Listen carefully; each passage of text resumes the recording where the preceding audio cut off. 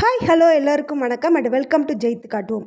நம்ம சேனலில் எப்போவுமே பிஸ்னஸ் வீடியோ மட்டுமே போஸ்ட் பண்ணிட்டு வரோம். நிறைய பிஸ்னஸ் பற்றி தெரியணும்னா இந்த சேனலை சப்ஸ்கிரைப் பண்ணி வச்சுக்கோங்க. அப்படியே பக்கத்தில் இருக்க பெல் ஐக்கானை ப்ரெஸ் பண்ணி ஆல் ஆப்ஷன் கொடுத்துருங்க. அப்போ தான் நான் எப்போ வீடியோ போட்டாலும் மிஸ் பண்ணாமல் பார்க்க முடியும். இன்றைக்கி பார்க்கக்கூடிய பிஸ்னஸ், வேலை இல்லாத இளைஞர்கள்லாம் இந்த பிஸ்னஸை பண்ணலாம். டெய்லி ஒரு 2000லேருந்து 4000 ரூபா வரைக்கும் சம்பாதிக்க மதியான ஒரு சூப்பரான ஒரு பிஸ்னஸ். அதே சமயத்தில் ரொம்ப லோ இன்வெஸ்ட்மெண்ட்டில் பண்ணுற ஒரு பிஸ்னஸ். இந்த பிஸ்னஸ் பண்ணுறதுக்கு நீங்கள் வெளியில் எங்கேயுமே அலைய வேண்டாம். கஸ்டமர் உங்களை தேடி வந்து பொருளை கொடுப்பாங்க. அப்படிப்பட்ட ஒரு சூப்பரான பிஸ்னஸ். இது என்ன பிஸ்னஸ் பார்த்தீங்கன்னா, old silk sari collection centre.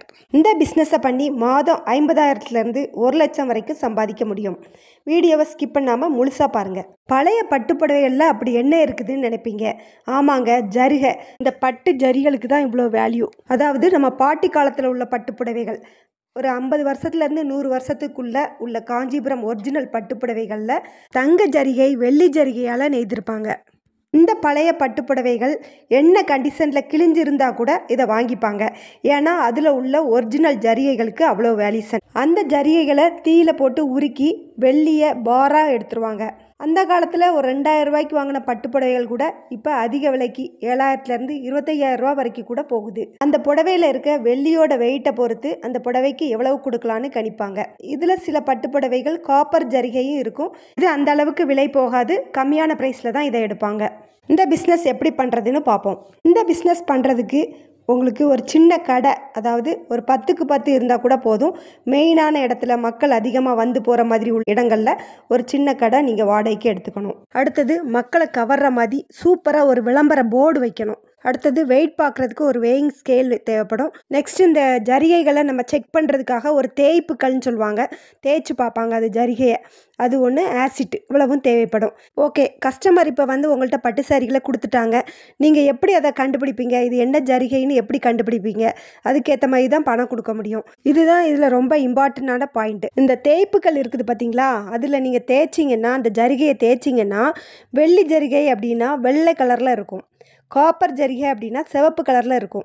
பச்சை கலரில் அடிச்சதுன்னா அது கலப்படம் உள்ள ஒரு ஜரிகை.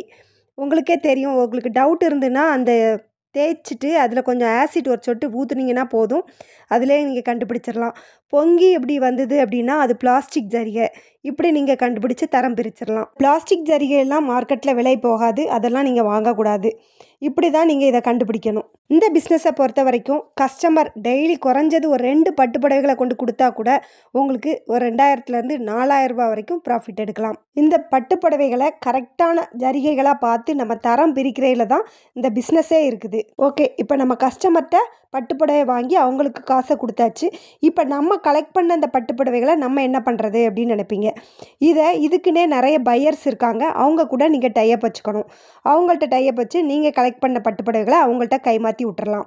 இந்த பிஸ்னஸ்க்கு நிறைய விளம்பரம் தான் தேவை. நீங்கள் இந்த பிட் நோட்டீஸ்லாம் அடித்து நியூஸ் பேப்பரில் வச்சு அப்படி கொடுக்கலாம். கேபிள் டிவியில் ஆட் கொடுக்கலாம், சோசியல் மீடியாவில் கொடுக்கலாம். இப்படிலாம் நீங்கள் எந்த அளவுக்கு விளம்பரப்படுத்துகிறீங்களோ அந்த அளவுக்கு மக்கள்கிட்ட இது பிஸ்னஸ் ரீச் ஆகும். இந்த பிஸ்னஸில் ஒரு நாளைக்கு 10 பழைய பட்டுப்புடவைகளை வாங்கி லட்சங்களில் கூட லாபம் சம்பாதிக்கிறவங்களும் இருக்கிறாங்க.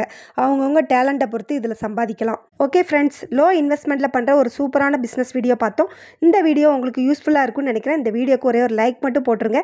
உங்கள் ஃப்ரெண்ட்ஸ் அண்ட் ஃபேமிலி மெம்பர்ஸ்க்கு ஷேர் பண்ணி விடுங்க.